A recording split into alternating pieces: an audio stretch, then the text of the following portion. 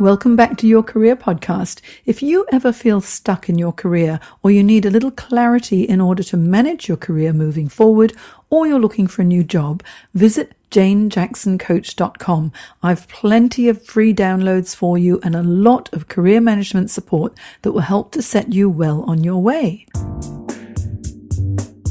Welcome to Jane Jackson Careers, a podcast that takes your career to the next level. Here's your host, Jane Jackson, author of Amazon Careers bestseller, Navigating Career Crossroads.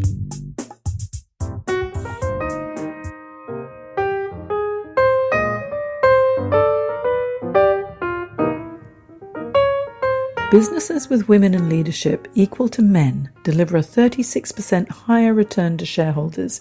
However, many women that Amanda Blesing speaks with say that they feel lost in their leadership quest. Today, my podcast guest is Amanda Blesing, and as one of Australia's freshest thinkers and speakers on feminine ambition, how to tackle it, spark it, and see it flourish, she helps career-minded women in leadership to build their presence, positioning, and personal brand, then fast-track their progress and pathway to the boardroom. Now, one of the reasons why I wanted to have Amanda on the show is not only is she an exceptionally talented lady, but she also has a very similar career path to myself.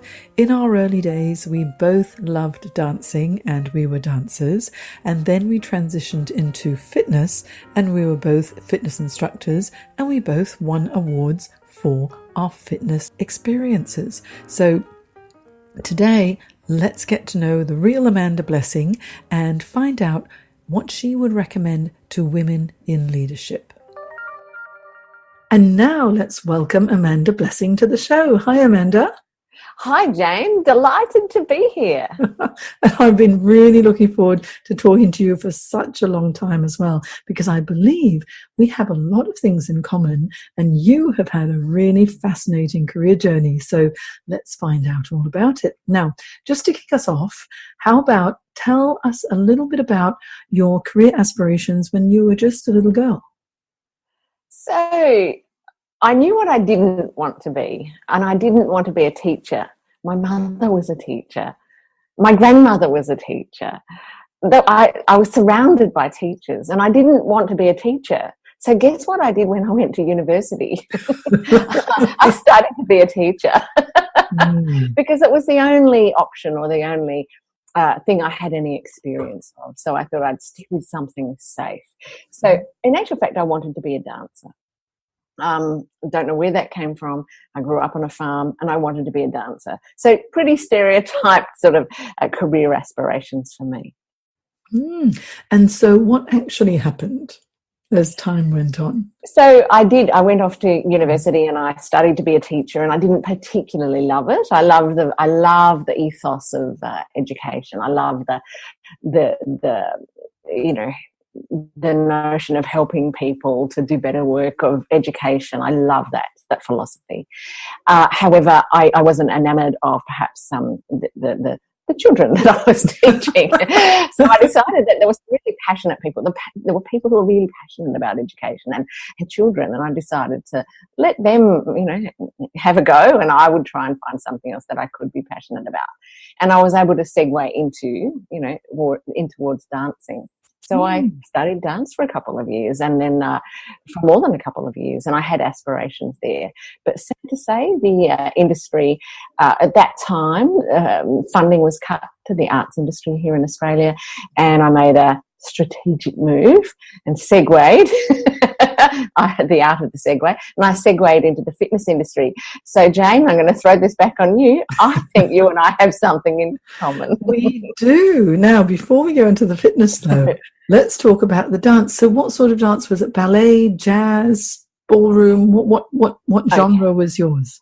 So classical ballet was my thing, and as I progressed and learned more, because that was really the only option in the country in South Australia, as I learned more, I really became very enthusiastic about modern, Limon, Graham. I love the modern technique. So that's where I really, just love the organic nature of that style of movement. And now we know that dancing makes you more intelligent. So perhaps and there's recent research to prove that, keeps you younger longer, makes you more intelligent. So I am very happy that I had an early career as a dancer. Yeah, and actually for me too, because the thing with choreography, because you have to remember sequences and it's so repetitive. First of all, it keeps you fit. You get all that oxygen going to your brain. You feel good when you're in control of your body. And then having to memorize, complex routines, that certainly helps the memory as well. So I think it's got multiple benefits. The only thing is that my feet are absolutely shot. Yes, me too. Over the years, it hasn't been good. But now, what about the transition into fitness? Now, this is so interesting because I too spent about 16 years in the fitness industry. But let's hear about you, because this is about you, Amanda.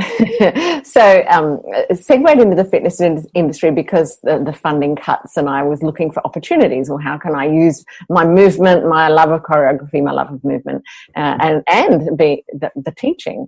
So I, at that time, when you're a dancer and you work in the fitness industry, you find there are lots of dancers working in the fitness industry. So I had this lovely clique, I suppose, or cohort of friends and peers we were all dancers working in the fitness industry, and we competed in aerobics championships. And I think you'll find my name somewhere, as a champion in South Australia and in the fitness industry in the mixed pairs. Very exciting, and so it was a really fun career. A really fun career choice for a while. But once again, I guess the writing was on the wall because injuries occur and you get a little bit bored. I knew there was something more. Yeah. What's quite interesting is we need to dig up some old photos and video. Was this in the days of the Crystal Light Aerobic Championships? Me too. There we go. G-string leotards, leg warmers, headbands, the whole lot. I mean, so much fun. And it all started with Jane Fonda. and I still have her Jane Fonda, that aerobics book that she first put out. But I mean, it's so much fun. But the thing is that what it does is being within the fitness industry and becoming a fitness instructor and the aerobic championships, which I also entered too, but I was in the teams division, which was really good fun. But that was in Singapore for Nike Singapore. But with all of the discipline, in order to be as fit as you need to be to participate in those aerobic championships, it means that you've got dedication, determination, you can really push through the pain as well.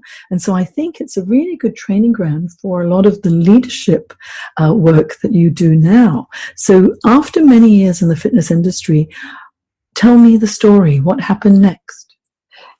Jane, would you mind? I want to go back jump back a little bit there, because you said something that was really interesting about leveraging the resilience that we perhaps developed in the fitness industry. And what I have discovered, and I've known, is that I've been a little apologetic about my background as a fitness instructor and a dancer. I haven't owned it. I haven't rocked it. I kept it a little bit secret. And at one point, when I was appointed to a role as CEO, one of my board members Googled me and found some fitness photos. And at that point, I knew I'd matured enough that I wasn't apologetic about it. I had to own it. There was no disguising the fact that he had Googled me as part of, a recruitment process and had discovered that I was a fitness instructor. Now, first of all, I have to say that what's so interesting is because you're part of the Thought Leaders Business School, yes? Yes. And led by Matt Church, the amazing Matt Church. Now, back in the day when I was in fitness and I was teaching cardio funk and there was, step Reebok was really big. Matt Church was in fitness, and I attended one of the Network for Fitness Professionals conventions, and it was he and Lexi Williams who were up on stage, and they were like gods to me in those days. So this fitness thing, I reckon it's nothing to be apologetic about, because it's such a good industry to be in. And I really admire those who stay within the industry uninjured, because I got so many injuries galore because I just went a little bit overboard. I was so passionate about it, which is, what usually happens when you're in something that you love. But own it. We have got to share photos, Amanda. We will. Let's do a combined video of you and me. Yes. But back to your story. And so then you learned to own this wonderful background that you have, but then the fitness, you had its day with regard to the fitness industry, and then you made a transition. So what prompted the transition, and how did you do it? So in the fitness industry, I guess that there was only this. I moved to the point where I was managing a gym, and there's only so many toilets I want to clean.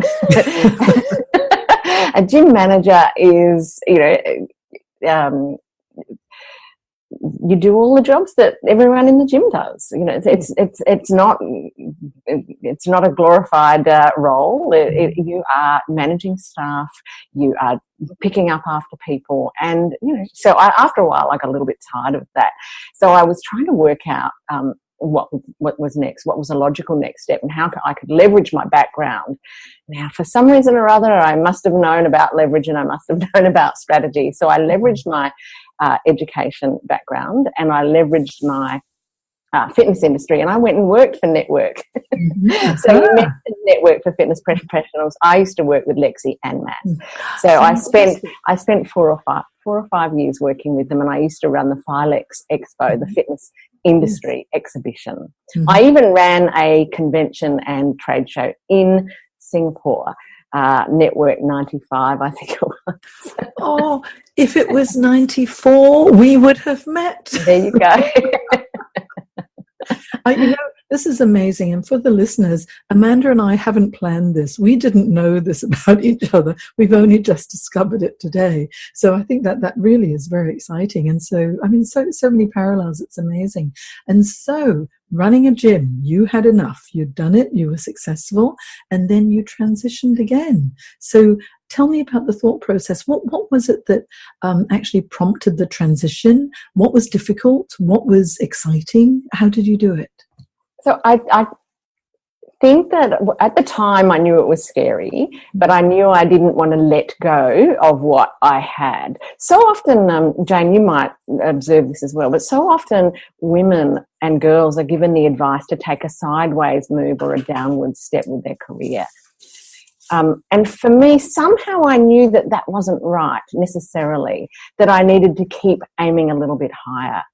There was a defining moment for me when I was working in the fitness industry, and I was dating a guy who worked in mining. And at some point we were talking about potential for career earnings and, salary. And I said, well, I think I've hit the cap of my career earnings, my annual earnings. I'm earning $27,000. And that was good in the fitness industry. And I remember he was absolutely shocked. We broke up shortly thereafter. The nerve.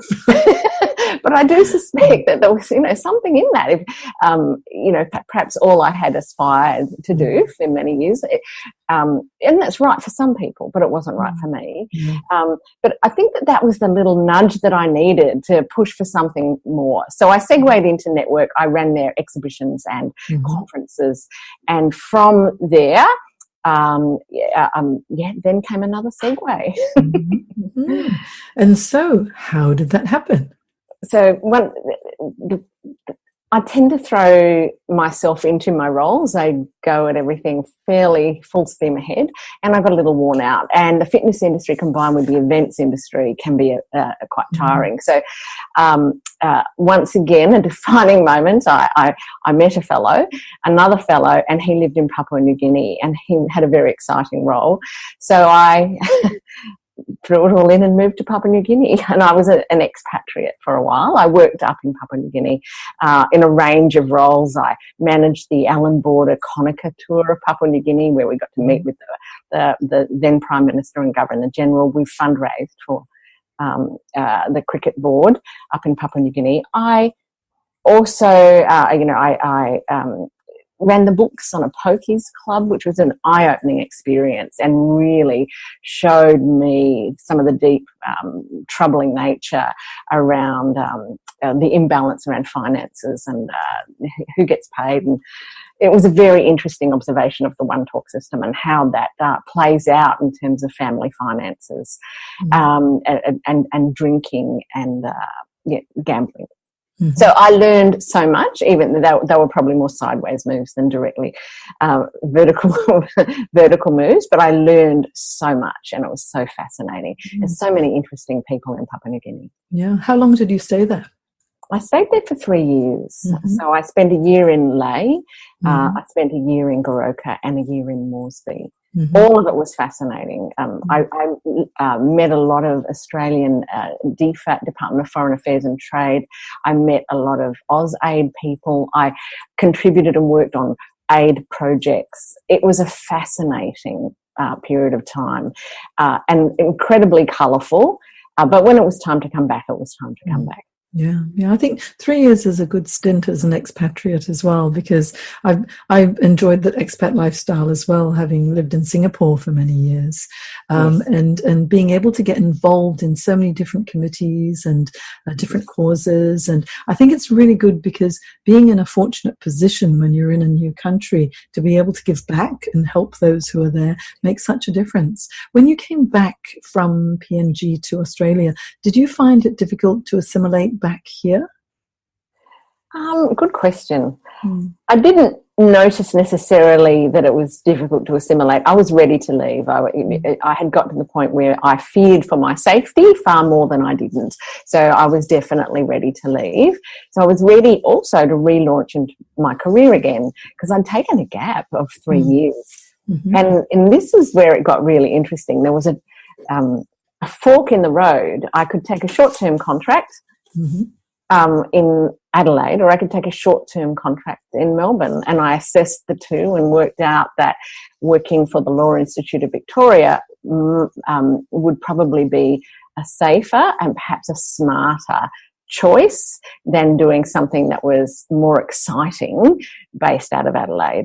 So at that point I'd chosen excitement for most of my early career, but at that point I decided to make a sensible choice and I've never looked back, to be honest. Oh, fantastic, because you've had a really interesting career path more recently as well, from working at the Law Institute of Australia as a professional development program manager for about 5 years, and then to Network for Consumer Professionals, SOCAP Australia, as the CEO, and then transitioning into entrepreneurship, which is what you do now with the Ambition Revolution, which sounds amazing because you're doing incredible work for women in leadership and helping them to break the glass ceiling and empowering women to really achieve. So let's find out more about the Ambition Revolution, and this is what you're doing now, because you've got such a good background and grounding as an independent woman and doing a lot of different things and making transitions. So your experience must really help others as well. I think it does. Perhaps some would say I'm fairly brave. I don't feel brave, but sometimes I look back at my history and my career and think, oh, there's some brave moves there. Perhaps I just didn't know any difference. But through that, much of that later part that you mentioned, there was so Network for Fitness Professionals as an association or a peak body. Then there was the Law Institute, the Insurance Institute, Global Foundation, and finally SOCAP. And I think those things have in common, or the things that those companies have in common, is that they are peak bodies or professional associations. And therein came my motivation, because when you are calling for papers, or when I was calling for papers, I'd call for papers and 10 men would put their hand up and only one woman.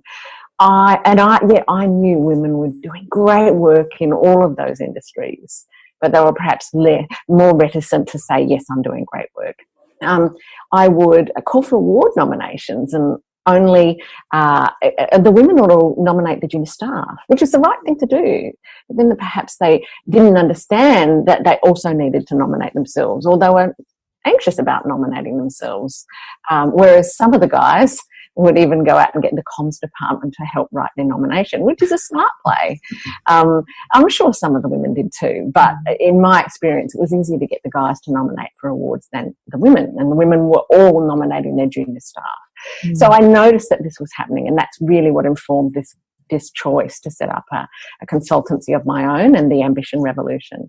I think Timothy Leary has a famous quote, which is, I'm forgetting at the moment, but it's, if you're displaying as, if you aim as high as a man, you lack ambition. And it's not quite that. I can't remember exactly how it goes. But if you're aiming as high as a man, then you're lacking ambition. Well, I like that. I think it challenges us to aim a little bit higher. Yeah, and you don't want to aim too low, because the fear is that you'll reach it. So yeah, that's true. There you go. But so now, with what you're doing, you provide workshops. You're a speaker, you're an MC, you coach, you do workshops. And so what would you say is your core offering at the Ambition Revolution? My core offering is the one-on-one coaching or mentoring. I love it. I just love working with women. I actually have a few male clients, but predominantly women. I love it. The bond has to be right. There's a bond of trust, and it works both ways. It truly works both ways. And I love learning about people. I love challenging beliefs and assumptions, or peeling away the layers about what couldn't possibly be possible, and all of a sudden it's possible. So, for example, I started work with I met a woman maybe 3 years ago. A year ago, she started work with me. So there was a little hiatus there. She has just won, she emailed me at the end of the week, she just won a fabulous new promotion. It came with a pay rise in uncertain circumstances. She wasn't sure she was going to get it because there was a merge. She's also become a finalist in 2 awards, and she's just waiting, pending the judging to see if she's won an award or to see if she placed. So those moments are so fabulous. And Jane, I'm pretty sure you have those moments too. I tell you, being a coach and helping people to gain the clarity about themselves, and also helping to instill that confidence in them, because it's there just so often. And you're right, with many women, they put it down. But I kind of work about 50-50 male or female. And there are a lot of men who also lack confidence too, I've found. But historically, it really is women who, it's like, okay, let's bring the men forward. And they always say that behind every strong man there is a strong woman. But why not make it the other way around? But helping someone to get an aha moment when it's like, oh, this is who I was meant to be all along. That is really magic. So I think we're very lucky to be in this profession for coaching. But you're doing such incredible work, and for you really focus on getting women to and beyond the C-suite, and that's your niche, isn't it? That's right. And so what would you say is the most enjoyable part? What's the one thing that you live for? Oh, that's a big question. I know. I like big questions. Let's make them really big, Amanda. I truly enjoy my clients' wins and achievements. It sort of sounds a little bit, obsequious, but it truly is incredibly rewarding. My husband is also a consultant, and there are weeks when he says, you're going to have to stop telling me about all the texts and emails you get from your clients, sending you positive feedback. 'Cause I do have a process where I encourage my clients to collect evidence of wins and achievements, because imposter syndrome is much easier to beat when you've got evidence to the contrary. So I do encourage that my clients collect evidence. But my husband says, I don't get those texts and emails. So I feel really fortunate, and truly that is a really big part of why I do what I do, to see the progress, and to see that moment when someone else sees what's possible for them. Just like I'm sure you have a coach, Jane, I have a coach, because there are those moments when we all need to be pushed. So the work that I do around speaking, that I used to find that incredibly nerve-wracking. But that's me making sure that I remember what it's like to put myself out there, face my demons, do something I'm incredibly uncomfortable with, so that I have that degree of empathy for my clients and understand what they're going through. I think if we do something that scares us every single day and do put ourselves out there, that's when we grow, because it's in that discomfort zone that the maximum growth happens too. Yes. What would you say, Amanda? I feel that I could talk to you all day, all night. It's getting late here in Sydney, but I want to know for you, what would you say if you were going to recommend any woman aspiring for the C-suite or who's already there and wants to stay there, what would be the top 3 tips for success?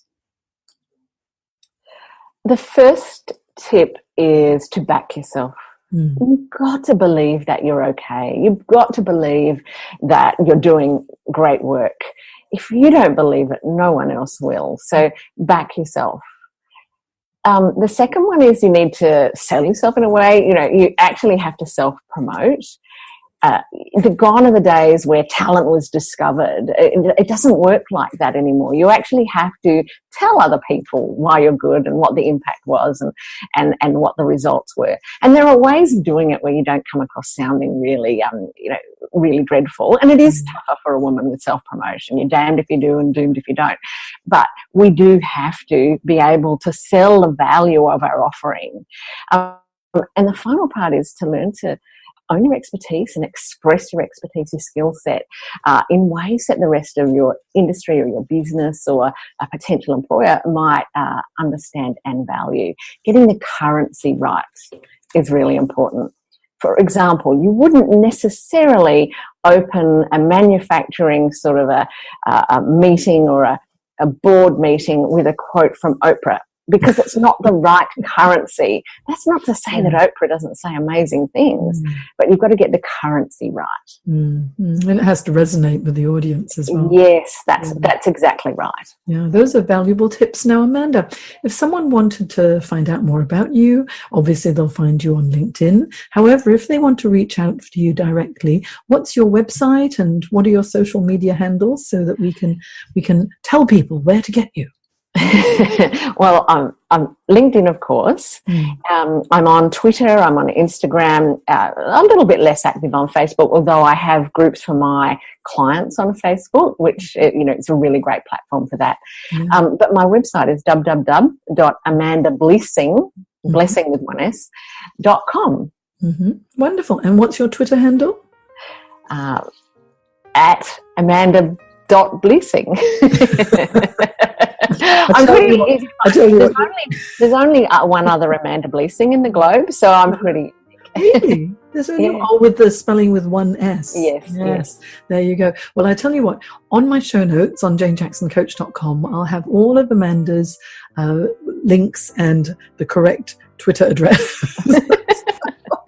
Thank you. So that you can easily find her. And of course, just type in Amanda Blesing with one S in LinkedIn and you will see her. And also, I know for a fact, Amanda posts some amazing articles and they're well worth a read because you're going to learn an awful lot from this lady. And thank you so much, Amanda, for your time. It was really good having a chat. I think we need to have another podcast interview for more in-depth stuff. There's a lot. Thank you, Jane. Real pleasure. And what a delight to find out we had so much in common. I know. We're going to share photos very soon. Lovely. Thank you so much, Amanda. Thank you. Okay, bye.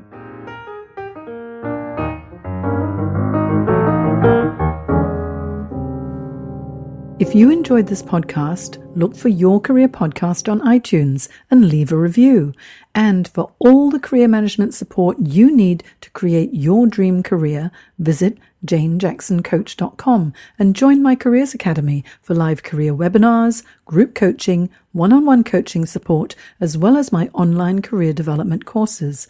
Isn't it time you found your dream job? You've been listening to Jane Jackson Careers. Sign up to receive regular career advice at janejacksoncoach.com.